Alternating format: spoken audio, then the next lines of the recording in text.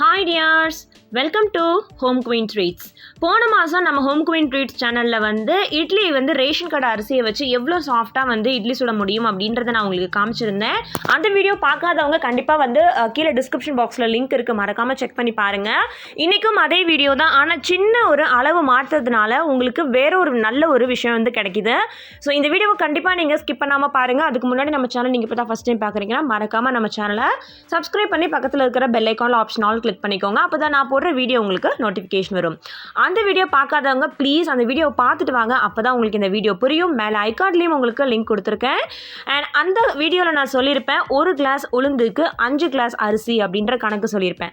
இந்த கணக்கு பண்ணும்பொழுது கண்டிப்பாக உங்களுக்கு இட்லி சாஃப்டாக கிடைக்கும். நான் அதில் சொல்லியிருந்த மாதிரி அரைச்சிருந்தீங்க அப்படின்னா அதுவே ஒரு கிளாஸ் உளுந்துக்கு நீங்கள் 7 கிளாஸ் அரிசி கூட போடலாம். அப்பையும் இட்லி மல்லிகைப்பூ மாதிரி இருக்கும்.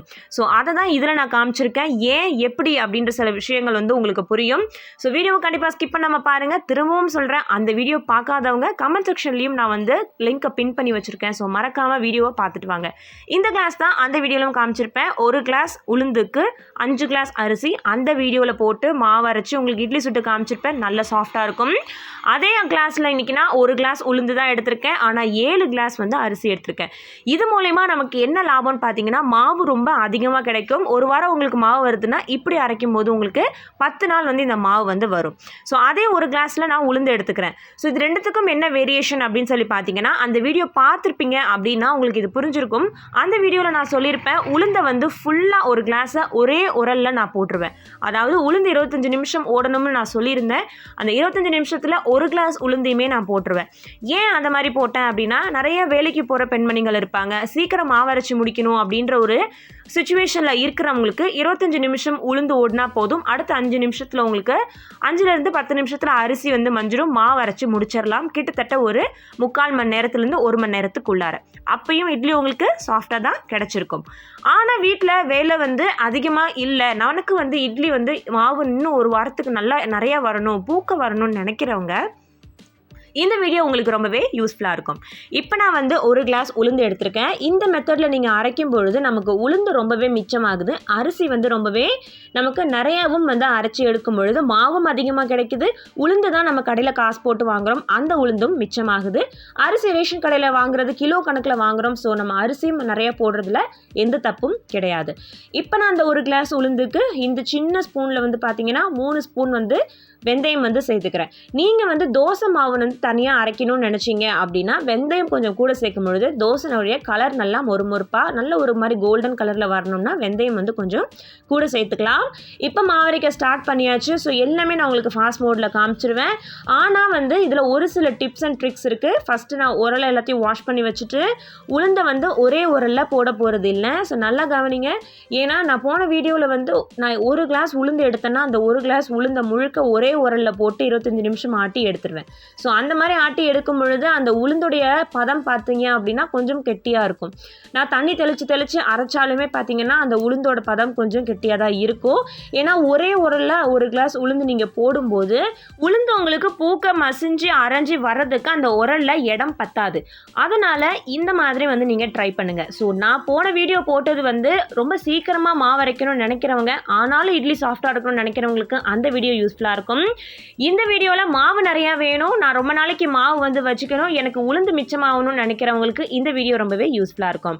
இப்போ நான் எடுத்த ஒரு கிளாஸ் உளுந்தை 2 பாகமாக பிரித்து போட்டுக்க போகிறேன். 2 பாகமாக போடும்பொழுது ஒரு பாகம் 25 நிமிஷம் ஓடணும். அதே மாதிரி 2வது உளுந்து நீங்கள் போடும்போது அது 25 நிமிஷம் ஓடணும். அப்போது இந்த இடத்துல நீங்கள் உளுந்து அரைக்கிறதுக்கே 50 நிமிஷம் நீங்கள் டைம் கொடுக்கணும். இந்த உளுந்தை நான் தனியாக வச்சுடுறேன். இதுக்கு நான் 6 தடவை என்ன பண்ண போகிறேன்னா தண்ணி தெளிக்க போகிறேன். ஒரு 2 நிமிஷத்துக்கு ஒருக்கா, 5 நிமிஷத்துக்கு ஒருக்கா ஒரு 3/4 கிளாஸ் இல்லை 1/2 கிளாஸ் தண்ணி தெளிச்சுட்டே இருக்கணும். குறிப்பாக உளுந்து போட்டதுக்கப்புறம் இந்த மாதிரி கை வச்சு 2-3 டைம்ஸ் தள்ளி விடுங்க. ஏதோ 1-2 வெந்தயம் உளுந்து போய் அடியில் மாட்டியிருந்தாலும் முழுசாக இருக்கிறது அப்படியே மசிய ஆரம்பிச்சிடும். 25 நிமிஷம் கரெக்டாக ஓட்டி எடுங்க. நான் சொன்ன மாதிரி 6 முறை 1/2 கிளாஸ் தண்ணி அப்பப்போ எடுத்து உளுந்து மாவு வலிச்சு விட்டு சேர்த்து விடுங்க. ஸோ இதை நான் ஃபாஸ்ட் மோடில் காமிச்சிடுறேன். இதே மாதிரி மெத்தட் தான் திரும்ப நீங்கள் தனியாக எடுத்து வச்சுருக்கிற 2வது உளுந்தையும் போட்டு 25 நிமிஷம் ஓட்டணும். இப்படி நீங்கள் ஓட்டும் பொழுது ஒரு உரலில் ஒரு கிளாஸ் உளுந்து போட்டு ஓட்டி எடுக்கிறதுக்கும் ஒரே கிளாஸ் உளுந்த 2 உரலாம் 50 நிமிஷம் வந்து போட்டு எடுக்கிறதுக்கும் நிறைய வித்தியாசங்கள் இருக்குது. உளுந்து உங்களுக்கு அவ்வளோ டபுள் மடங்கு பூக்க நமக்கு மசிஞ்சு வந்திருக்கும். ஃபஸ்ட்டு வீடியோவில் நீங்கள் பார்த்துருப்பீங்க, எனக்கு உளுந்து கம்மியாக வந்திருக்கும். ஏன்னா நான் ஒரே உரலில் போட்டேன். அதுக்கான ரீசன் சீக்கிரம் மாவரைச்சி முடிக்கணும்னு நினைக்கிறவங்களுக்காக அதை நான் செஞ்சு காமிச்சிருந்தேன். இந்த வீடியோ எனக்கு உளுந்து அதிகமாக வரணும், நான் வந்து ரொம்ப நாளைக்கு மாவு வந்து வச்சுக்கணும்னு நினைக்கிறவங்களுக்கு இந்த வீடியோ ரொம்பவே யூஸ்ஃபுல்லாக இருக்கும். இப்போ கரெக்டாக ஒரு 5லேருந்து 7 நிமிஷம் ஆயிருக்கு. உளுந்து வந்து நல்லாவே வந்து மசிய ஆரம்பிச்சிட்ருக்கு.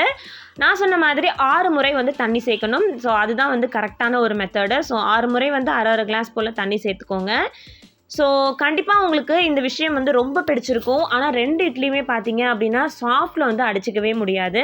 ஏன்னா நம்ம அங்கே 1 கிளாஸ் உளுந்துக்கு 5 கிளாஸ் அரிசி வந்து நம்ம அளவு கொடுத்தோம். இங்கே அதே 1 கிளாஸ் உளுந்துக்கு 7 கிளாஸ் அரிசி அளவு கொடுத்தாலும் உளுந்தை வந்து 2 தடவையாக போட்டு 50 நிமிஷம் ஓட்டி நம்ம டபுள் மடங்கு உளுந்தை வந்து என்ன பண்ணுறோன்னா அதுலேருந்து நம்ம எடுக்கிறோம். ஸோ மசிய வச்சு பூக்க வச்சு எடுக்கிறோம். ஸோ 2த்துக்குமே இட்லி வந்து எப்படி இருக்கும்? சாஃப்டாக தான் கண்டிப்பாக இருக்கும்.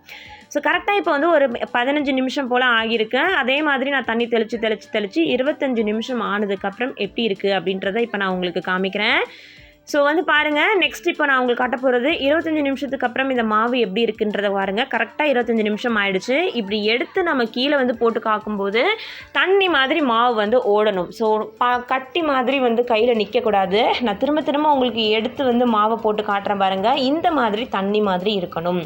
ஸோ நிறைய பேர் சொல்லுவாங்க உளுந்துக்கு வந்து அதிகமாக தண்ணி சேர்த்து அரைக்கக்கூடாது, கல் மாதிரி அரைக்கணும் அப்படின்னு.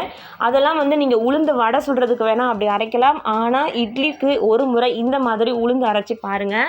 அதுக்கப்புறம் நீங்கள் இப்படி தான் உளுந்து அரைப்பீங்க. உளுந்தும் உங்களுக்கு ரொம்ப மிச்சம், அரிசியும் நீங்கள் காசு கொடுத்து வாங்க போகிறதில்ல. மணி அப்படின்ற ஒரு விஷயம் இங்கே உங்களுக்கு ரொம்பவே சேஃப் ஆகுது.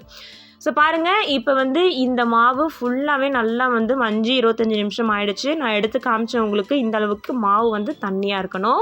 ஸோ கெட்டியாக அரைக்க உளுந்து வந்து அப்படியே அமுங்கும். நீங்கள் தண்ணி ஊற்றி அரைக்க உளுந்து அப்படியே டெவலப் ஆகும். ஸோ டெவலப் ஆகும்போது நமக்கு உளுந்து வந்து நிறையா கிடைக்கும். இதே மாதிரி செகண்ட் மெத்தட் 25 மினிட்ஸ் அதே மாதிரி 6 முறை தண்ணி சேர்த்துட்டு நான் அரைச்சி எடுத்துக்கிறேன். எடுத்ததுக்கப்புறம் ஆஸ் யூஷுவல் நான் வந்து அரிசி சேர்க்குறது. அரிசி வந்து உங்களுக்கு ஒரு 7லேருந்து 9 நிமிஷம் ஓடினாலே போதும். ஆனால் இதில் ஒரு முக்கியமான ஒரு விஷயம் நீங்கள் கவனிக்க வேண்டியது என்ன அப்படின்னு பார்த்தீங்கன்னா, அரிசி வந்து கொஞ்சம் கல் மாதிரி அரைக்கணும். அதாவது கொஞ்சம் வந்து கெட்டியாக அரைக்கணும். ஏன் அப்படின்றத நான் சொல்லிடுறேன். இட்லி மாவு அப்படின்ற ஒரு பதம் நமக்கு தெரியும். ரொம்ப நீத்து போன மாதிரி இட்லி மாவு இருந்தால் நமக்கு இட்லி வந்து நல்லா இருக்காது. இந்த இடத்துல நம்ம அரிசியை வந்து கொஞ்சம் கெட்டியாக அரைச்சி உளுந்த தண்ணியாக அரைக்கிறோம். போன வீடியோவில் உளுந்தை வந்து கெட்டியாக அரைச்சிருப்போம், அரிசியை கொஞ்சம் வந்து நம்ம லூசியாக அரைச்சிருப்போம், தளன்னு அரைச்சிருப்போம். இதுதான் இதுக்கான வேரியேஷன்ஸ். ஸோ இப்போ இது வந்து கெட்டியாக ஓடுது, இவ்வளோ கெட்டியாக அரைக்கணுமா அப்படின்னு நீங்கள் நினைக்க வேண்டாம். இது வந்து நான் கொஞ்சம் தண்ணி ஊற்றாதனால அப்படி இருக்குது. இப்போ நான் தண்ணி சேர்த்துட்டு உங்களுக்கு காட்டுறேன். இந்த அரிசி வந்து எப்படி வழிக்கணும் அப்படின்றத நான் சொல்லிடுறேன். நம்ம கையில் அரிசி எடுக்கும் போது நம்ம உளுந்து மாதிரி கீழே வந்து அப்படியே பொலப்பலன்னு போயிடாமல் நம்ம கையில் ஓரளவுக்கு கெட்டியாக நிற்கிற அளவுக்கு இந்த மாதிரி ஒரு கன்சிஸ்டன்சியில் நம்ம அரிசியை வந்து அரைச்சி எடுத்துக்கணும். அப்போ தான் அந்த உளுந்தோட இந்த அரிசி சேரும் பொழுது இட்லி ஊற்றுற மாவு பதம் வந்து நமக்கு கரெக்டாக வரும். ஸோ இதே மாதிரியே வந்து 2 சைடாக நான் வந்து அரிசி போட போகிறேன். இல்லை 7 கிளாஸ்ன்னு பொழுது ஒரு 4 கிளாஸ் ஃபஸ்ட்டு போட்டுட்டு அப்புறம் ஒரு 3 கிளாஸ் போட்டு அரைக்கலாம். ரெண்டுமே வந்து 7 நிமிஷம் ஓடினா போதும். ஸோ அரிசி எல்லாத்தையுமே நான் அரைச்சி வழித்து எடுத்துட்டேன். நான் ஏற்கனவே பழைய வீடியோவில் சொன்ன மாதிரி 8 மணி நேரம் இந்த மாவானது வெளியில் இருக்கணும். ஏன்னா இது வெயில் காலம் அப்படின்றதுனால மாவு வந்து நல்லாவே நமக்கு புளிச்சு வரணும். புளிச்சு மீன்ஸ் அந்த ஃபெர்மெண்டேஷன் ப்ராசஸ் தான். மாவில் புளிப்பு ஏறிடுமோ அப்படின்னு சொல்லி நீங்கள் நினைக்காதீங்க. நிறைய பேர் மாவு அரைச்ச உடனே அப்படியே உப்பு கூட போடாமல் தூக்கி ஃப்ரிட்ஜில் வச்சிடுறாங்க. 2-3 நாள் அவங்க ஃப்ரிட்ஜே பார்த்தீங்கன்னா மாவு பொங்கி வந்து வீணாக போயிடும். ஸோ அவங்களுக்குலாம் வந்து இதுதான் பிரச்சனை. இந்த மாதிரி உப்பு போட்டு உடனே கரைச்சி ஒரு 8 மணி நேரம் வெளியில் வச்சிங்கன்னா நம்ம அரைச்ச மாவை விட ஒரு 1/4 பகுதி அதிகமாக டெவலப் ஆகி வந்திருக்கும். அதுக்கான டைம் நம்ம கொடுத்தா மட்டும்தான் நான் அதை ஃப்ரிட்ஜில் வைக்கும் போது பொங்கி ஊற்றாமல் நமக்கு இருக்கும். ஸோ வெளியில் இந்த மாதிரி வச்சுட்டு 8 மணி நேரம் கழித்து இப்போ நான் இட்லி ஊற்றுறேன். மீதி மாவை நான் வந்து ஃப்ரிட்ஜில் எடுத்து வச்சுட்டேன். இட்லி வந்து வெந்ததுக்கப்புறம் நான் உங்களுக்கு காட்டுறேன் பாருங்கள். அவ்வளோ சாஃப்டாக இருக்கும் இட்லி. அண்ட் நான் ஏற்கனவே சொன்ன மாதிரி இதில் நான் பழைய வீடியோவில் என்ன அரிசி போட்டனோ அதே குண்டு பொன்மணி 50 இது ரெண்டுமே கலந்து தான் நான் வச்சுருக்கேன். அதை தான் 7 கிளாஸ் வந்து போட்டிருக்கேன். ஒருவேளை நீங்கள் வெறும் குண்டு பொன்மணி போடுறீங்கன்னா அரிசி வந்து 5 கிளாஸ் மட்டுமே போடுங்க. ஏன்னா இதில் 50 அரிசி நான் கலந்ததுனால தான் 7 கிளாஸ் போட்டிருக்கேன். நீங்கள் வெறும் குண்டு பொன்மணி போடுறீங்கன்னா 5 கிளாஸ் அரிசியை போடுங்க. இதே மெத்தடில் கூட உளுந்து நீங்கள் வந்து நல்லா பூக்க அரைச்சி எடுக்கலாம். 2 உரலாக கூட அரைச்சி எடுக்கலாம், ஒன்றும் பிரச்சனை இல்லை. ஏன்னா அந்த குண்டு பொன்மணி வந்து அதிகமாக வந்து உளுந்து இழுக்கும். இந்த 50 அரிசியோட கலந்ததுனால உளுந்து அதிகமாக இழுக்காது. இப்போ இட்லி உங்களுக்கு எவ்வளோ சாஃப்டாக இருக்குது அப்படின்னு சொல்லி பாருங்கள். அதனால தான் நான் 7 கிளாஸ் அரிசி வந்து இதில் சேர்த்துருக்கேன்.